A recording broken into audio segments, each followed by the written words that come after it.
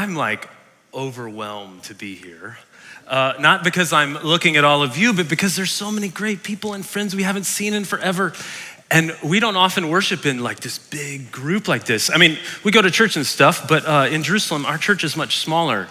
And as Carlos said, right, I was on staff from 2004 to 2008, working with the youth. Randy Rainwater was my boss, and that was a good thing. And then went to seminary for a bit and met Kristen after that, and we spent a year at Midtown doing mobilization before we moved to Jerusalem in 2011. And I actually have a picture of our family here. So we've got 3 kids. Lincoln is our oldest there. He's 9, and this is the day he was baptized. We're at the Jordan River. Abigail is 6. She's with Grammy and Paps this week. And then Malcolm, our little one, is downstairs, and that's Kristen. So she's down here, talk to her afterwards. So I wanna say on behalf of all the Grace Global workers, I actually don't even know who they all are now anymore. I wanna say thank you. What you do here, supporting, praying, finance, all that stuff, that is such a huge part of the ministry. Oftentimes, I don't think of Grace as my home church. I think of Grace as the church that sent us out, okay? It's like Antioch for Paul. One other thing, I'm gonna put up my email address. If you wanna join our updates, a little advertising, you can go on that. And Kenny at swissmail.org. We send out updates once every 6 or 8 weeks. And anyway, so what do we do in Jerusalem, right? We're Grace Global Workers. Basically, it's relational ministry. We work with Palestinians primarily, and I'm also in academics, so I teach, research, write, translate, these sorts of things. And if you've seen the news, it's not been a great week for Israel-Palestine. We've had some things happening in Jenin. We've had some things happening in Tel Aviv. It's just been a tough one, and this is just pray for this place. Lord, have mercy. I just want to acknowledge that. This is not a sermon about that, but let's be honest about that.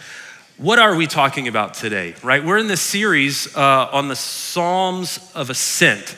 And Stalls asked me which one I wanted to do, and I said, oh, I know exactly which one I want to do. I want to do 130. And that's because it just so happened that probably 4 or 5 months ago, the Lord prompted me to memorize this psalm.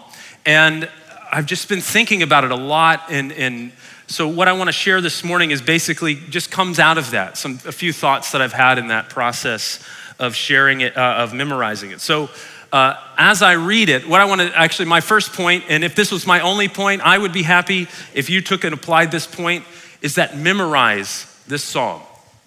That's it. This is the whole sermon. Memorize the psalm, go home, done. It will do you more good than listening to me for the next 40 minutes or 30 or whatever, okay? Memorize this psalm, that's my sermon. Got it? All right, let's go home, let's pray. Let's read the text together. Out of the depths I cry to you, Lord. Lord, hear my voice. Let your ears be attentive to my cry for mercy. If you, Lord, kept a record of sins, Lord, who could stand? But with you, there's forgiveness, so that we can, with reverence, serve you. I wait for the Lord, my whole being waits, and in his word, I put my hope. I wait for the Lord, more than watchmen wait for the morning, more than watchmen wait for the morning. Israel, put your hope in the Lord, for with the Lord is unfailing love, and with him his full redemption. He himself will redeem Israel from all their sins. Amen? Amen. If you need a Bible, get one. Slip up your hand, right?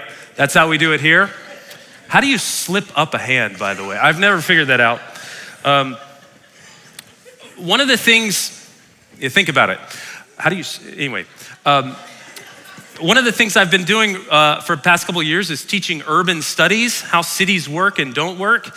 And one of the things that, because my research and PhD were on Islam and Jerusalem, I was thinking a whole lot about that, the city of Jerusalem as a city.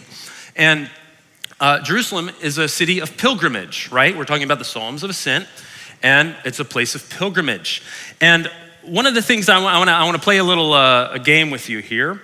I want to ask you, which pilgrimage is this? Okay, so I've got a picture. Let's do the first one. What's this? That's Mecca, and this is Hajj, right? Got it. Let's do the next one. What pilgrimage is this? Anyone know? El Camino de Santiago, right? This is a Christian pilgrimage. All right, let's do another one. What pilgrimage is this? Baha'i, right? This is actually in Haifa, in Israel proper. This is kind of this splinter sect thing, came out of Islam and some weird stuff. It's in Haifa. They've got a really great garden, if you can't tell. What about the next one? Anyone know this one? It's in India. Kumbh Mela, one of the largest gatherings of people in the world. Okay, they all come to the river every year. Now I got one more pilgrimage for you. Tell me what this one is.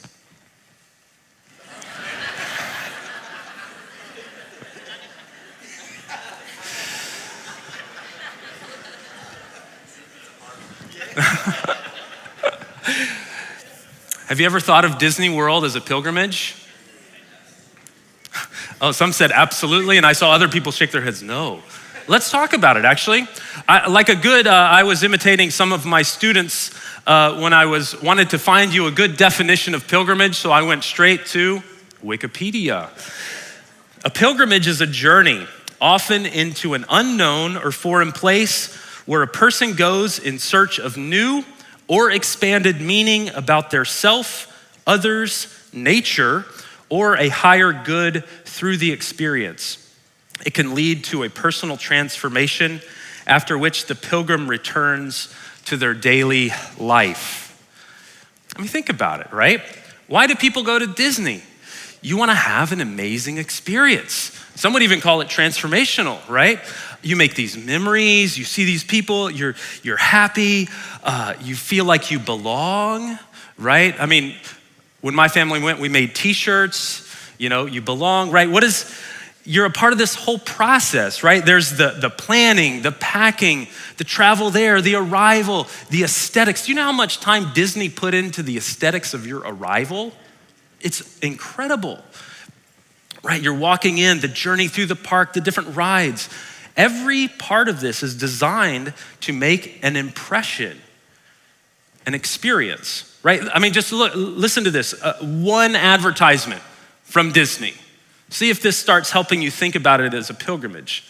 Come and be a part of the world's most magical celebration, a once-in-a-lifetime moment filled with once-in-a-lifetime magic and memories you don't want to miss. Have you heard that before? They're selling it hard, aren't they? Right? You want to participate. What's your Disney story? Do you make the t-shirts?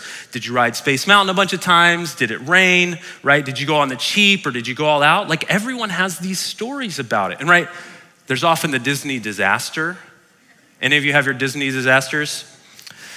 We've got a couple, right? Planes get delayed, lose a kid temporarily, throw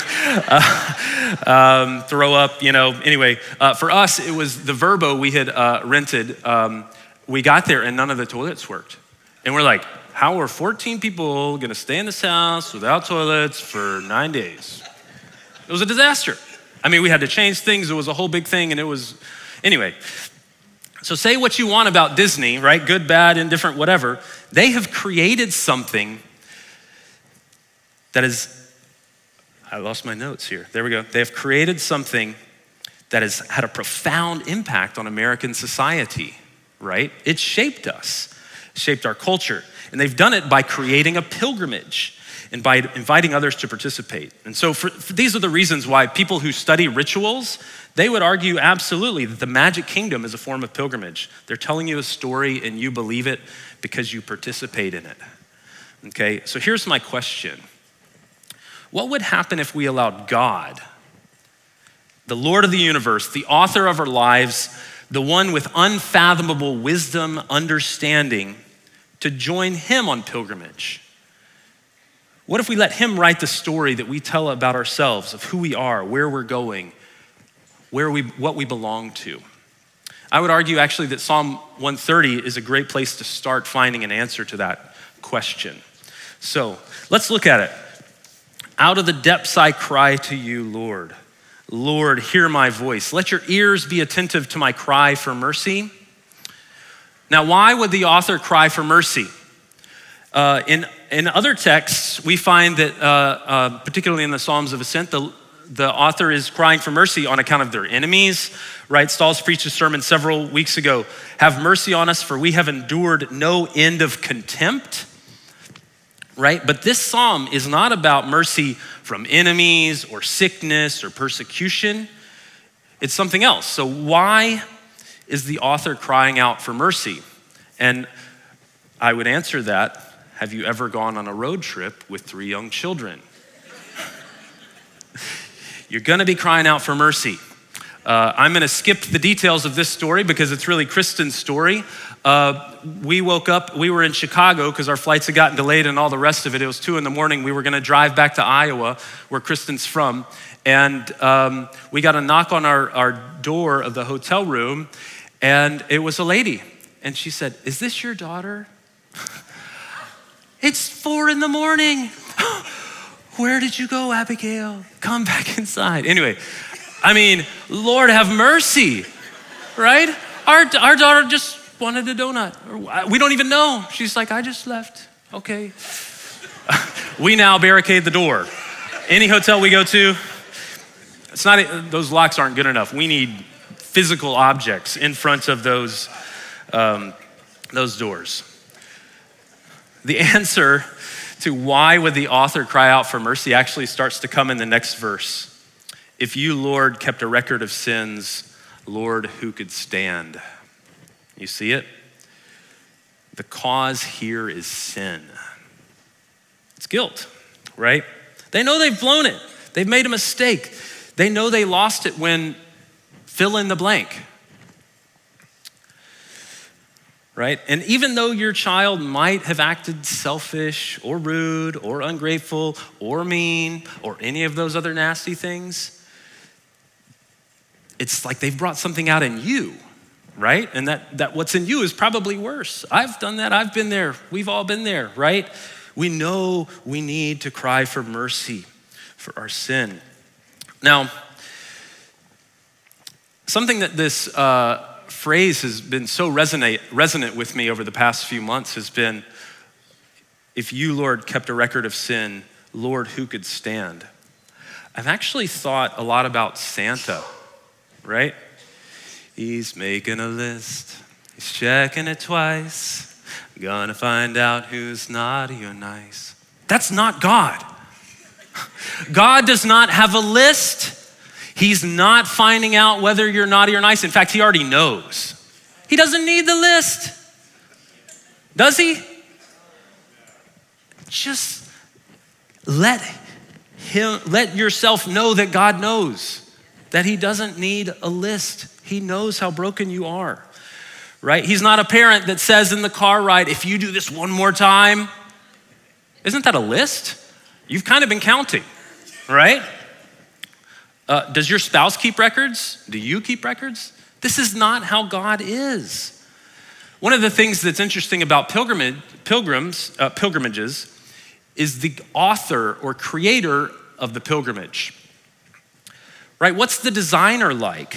What are their motives, right? With Disney, at the end of the day, after all the magic, all the meaning and the memorable experience, they want your money. They want $1. They want a lot of your bucks, right? I mean, they want you to experience magic and it's all good, but you know what I'm saying? There's still an underlying motive for $1. With God's not after your money, and he's not trying to entertain you. God does not keep a record of your sin. That is his character. That's who he is. That is the author of this pilgrimage. And obviously, the last thing to say about this piece, if you, Lord, kept a record of sin, who could stand? What's the answer? No one. No one. God knows how messed up you are. And he is inviting you, here's the title of the sermon, to the magic kingdom of his mercy. You like that? Put that in your head. The magic kingdom of his mercy. Let's keep going. But with you, there is forgiveness so that we can, with reference, serve you. Now we've been talking about mercy, and now we're bringing in this other beautiful part of God's character. It's his forgiveness, right? It's not just that he's left you off the hook. He's come towards you in forgiveness, right? This is the act of Christ on the cross. It's one of the most, it is the most amazing thing. And I want to point out here that recently I've been thinking about the fact that I grew up in a church, it wasn't Grace. They were very good at teaching me the first half of the gospel. You're a sinner. You're a really bad sinner. Do you know churches like this? You're a really big sinner. Should we do accountability? Let's get a list, Anyway, I'm exaggerating a little bit for the sake here. And I would say that's only half the gospel, actually, because what's the other half? Through Jesus, he's given you his righteousness.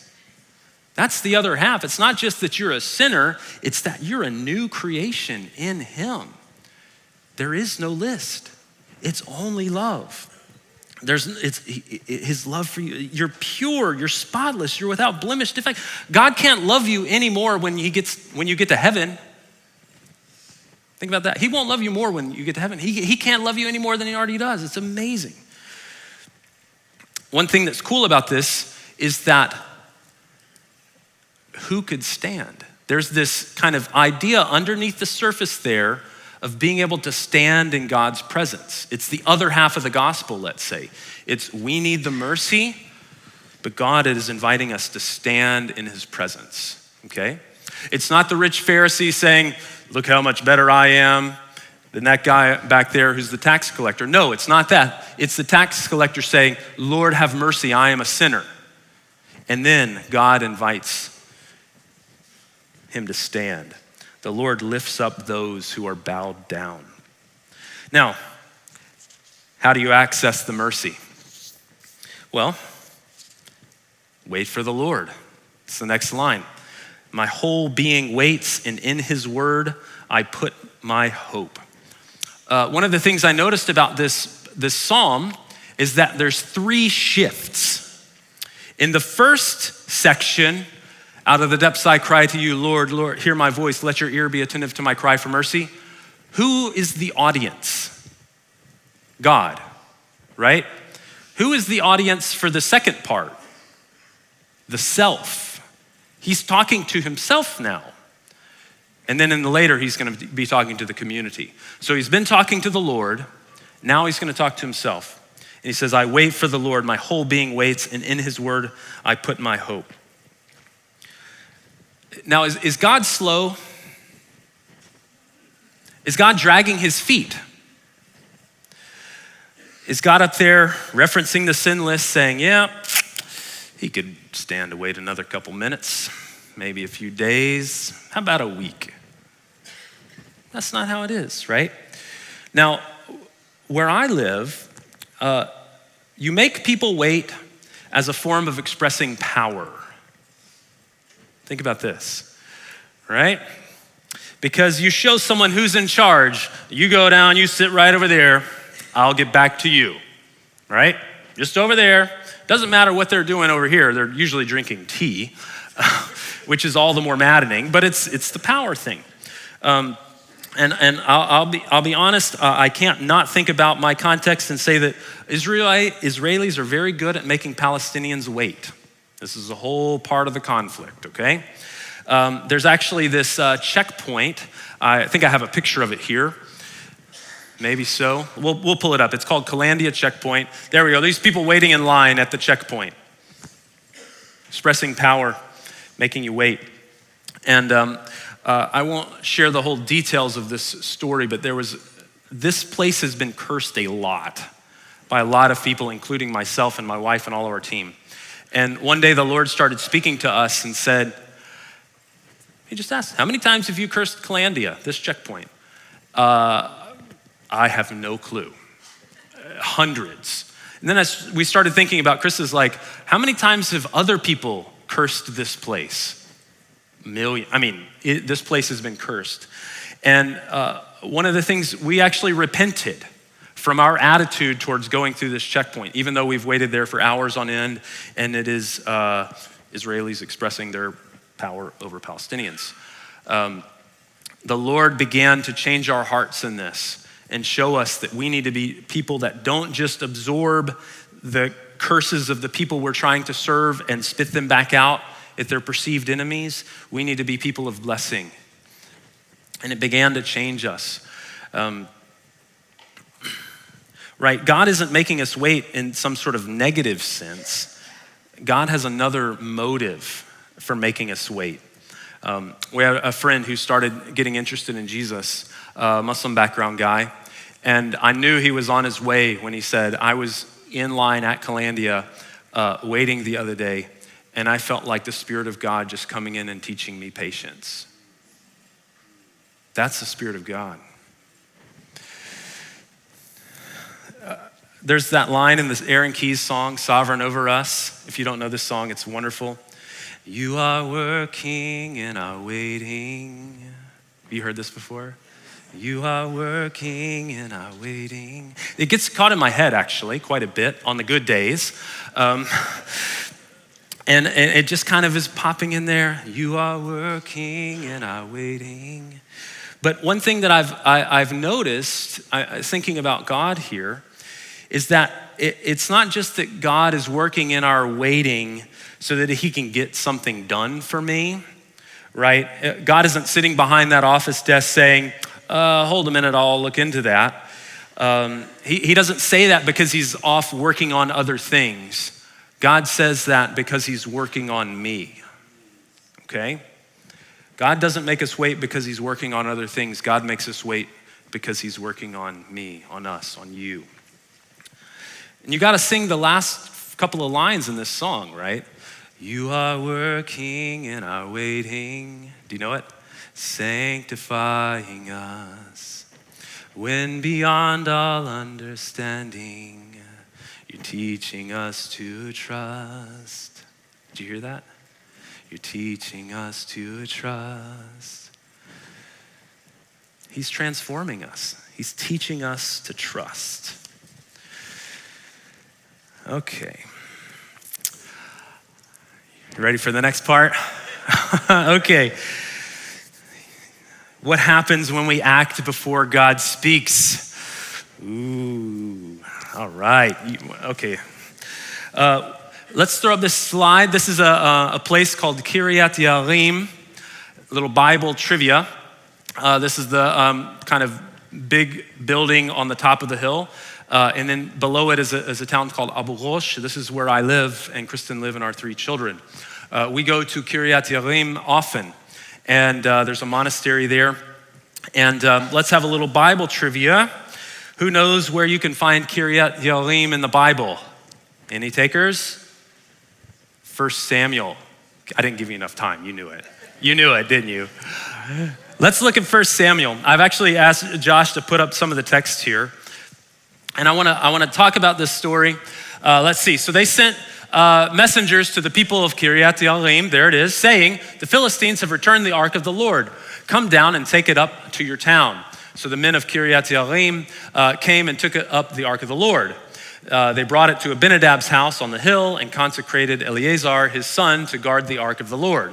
The ark remained at Kiryat Yarim a long time, 20 years in all. We're going to skip that next part for now. And so the ark ended up at Kiryat Yarim. That's where we live. We go up on the hill. There's this cool monastery. Now, it's fun to live in the Holy Land because you get all this like Bible knowledge. But I'm not just interested in teaching you a random fact about a random place and showing you a picture of it. I want to know why the Ark of the Covenant got there. And so what I want to do with you is I want to kind of play this out the way most conversations on road trips happen with children. Is They ask a question, you say just a little bit, and then you gotta get asked another question, and you go back and back and back until you've told the whole story. So I'm gonna tell this story backwards, okay? I'm not gonna take long on it, so don't worry. All right, so 1 Samuel 6, we have that the ark is in Kiryat Yearim. That's 6 and 7. Then, if you look at the whole text of chapter 6, we have the title is The Ark Returned to Israel. Okay, so the Philistines had it, and I can't not make the point. I have to, I'm compelled to. Palestinians are not Philistines, they're different, okay? So just erase that idea in your head that, the Palestinians today are Israel's perennial enemy from all eternity. It's not true, okay? Anyway, that's my side soapbox sermon. So the ark is returned to Israel. The Philistines had it, and they didn't like having it, so they sent it back, right? There's this really funny examples with some cows and a cart, and I'd actually encourage you to read the whole story because it's quite fascinating. So the Philistines get rid of it. We learn basically in chapter 5, back up another chapter, Baba, why did they return it? Well, they were getting tumors, okay? They had captured the ark, they have tumors, they set it up in the temple of Dagon. Dagon falls down, breaks his head off, his arms fly off. It's not going well for the Philistines with the Ark of the Covenant, okay? They're like, enough of this mess, okay? Back up to chapter 4. And this is where I actually want to pause for a minute and look at the text, because this is where we get the answer to the question of why did the ark end up in Kiryat Yearim? It took its own sort of pilgrimage, as it were. Okay, so let's look. And now the Israelites went out to fight. We can pull up the text here so you can look at it on phones and different things. So this is 1 Samuel chapter 4. Now the Israelites, we'll go to the first 3 verses, went out to fight against the Philistines. The Israelites camped near Ebenezer and the Philistines at Aphek. These are down kind of on the plain near Gaza towards Tel Aviv. Anyway, down there today. The Philistines deployed their forces to meet Israel. And as the battle spread, Israel was defeated by the Philistines, who killed about 4,000 of them on the battlefield. Not a good day for the Israelites. 4,000 of their men killed. When the soldiers returned to camp, the elders of Israel asked, "Why did the Lord bring defeat on us today before the Philistines? Let us bring the ark of the Lord's covenant from Shiloh," that's where it had been, so that he may go with us and save us from the hands of our enemies. I'm going to come back to that in a second, but let's keep reading. So the people sent men to Shiloh, and they brought back the ark of the covenant of the Lord Almighty, who was enthroned between the cherubim. And Eli, his 2 sons, Hophni and Phinehas, were there with the ark of the covenant of God. When the ark of the Lord's covenant came into the camp, all Israel raised such a great shout that the ground shook. Hearing the uproar, the Philistines asked, "What's all this shouting in the Hebrew camp?" When they heard that the ark of the Lord had come into the camp, the Philistines were afraid. "God has come into the camp," they said. "Oh no, nothing like this has happened before. We're doomed. Who will deliver us from the hand of these mighty gods? They are the gods who struck the Egyptians with all kinds of plagues in the wilderness." They know their Bible history.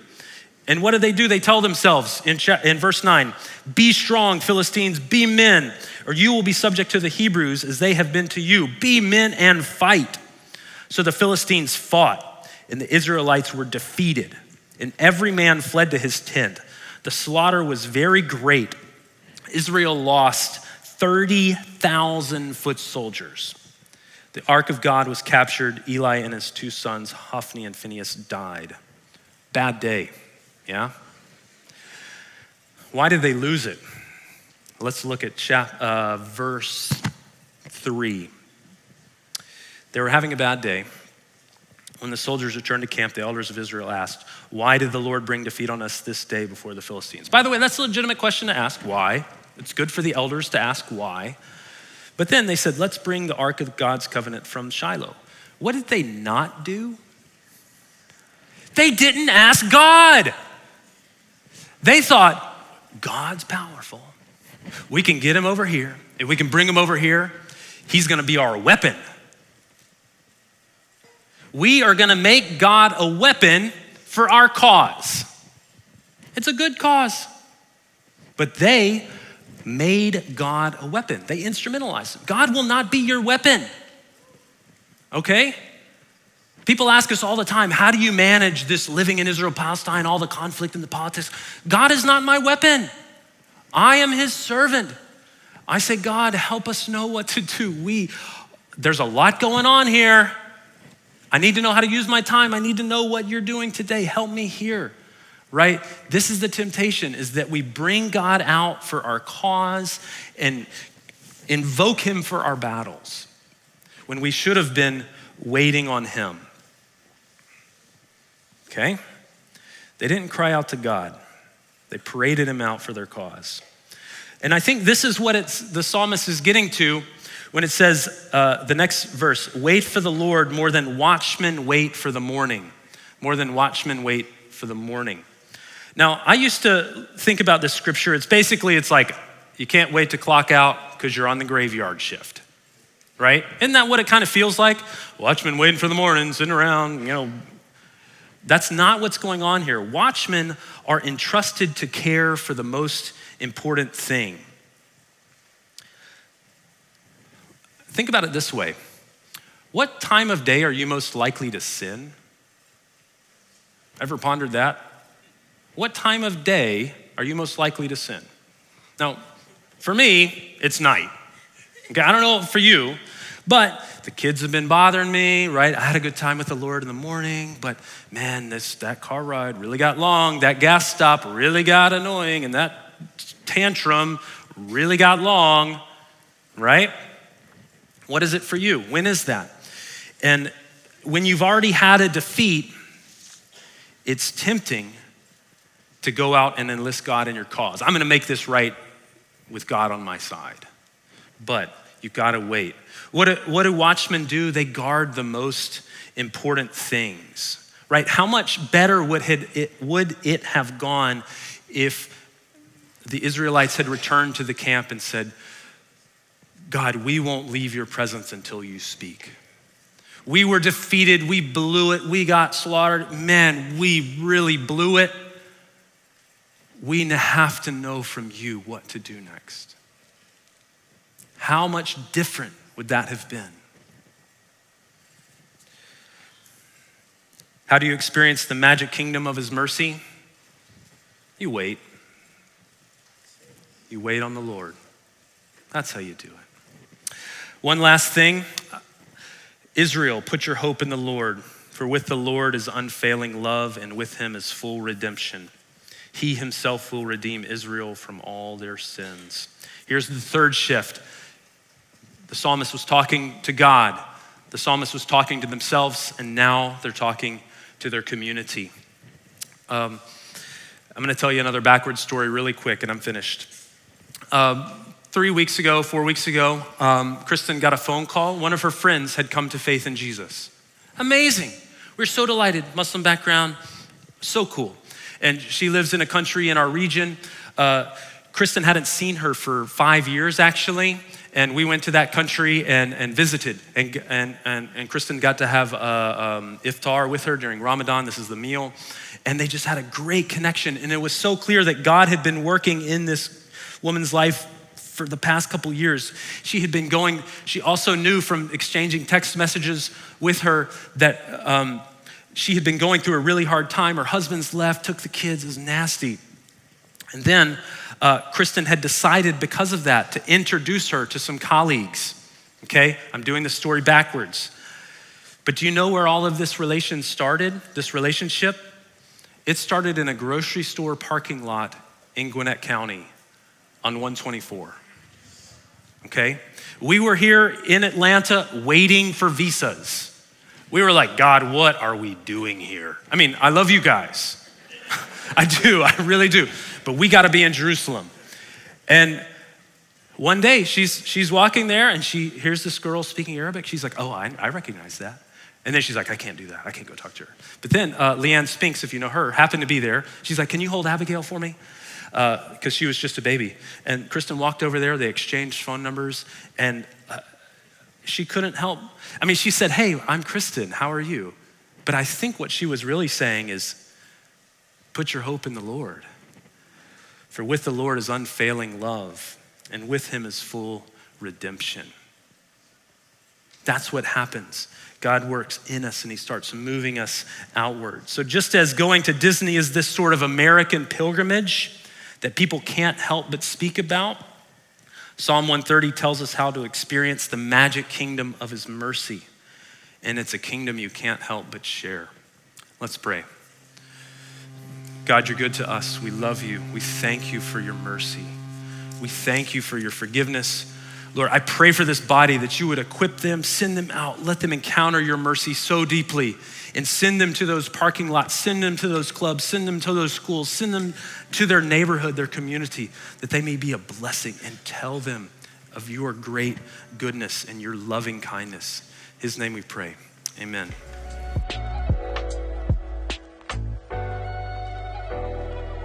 Thanks for watching this Grace Snellville video. We want to help you get connected to everything happening around the Grace Snellville community. We want to pray with you, and we want to help equip you to follow Jesus well. Would you just take a moment, even now, to go to our website at gracesnellville.com. We hope to see you soon.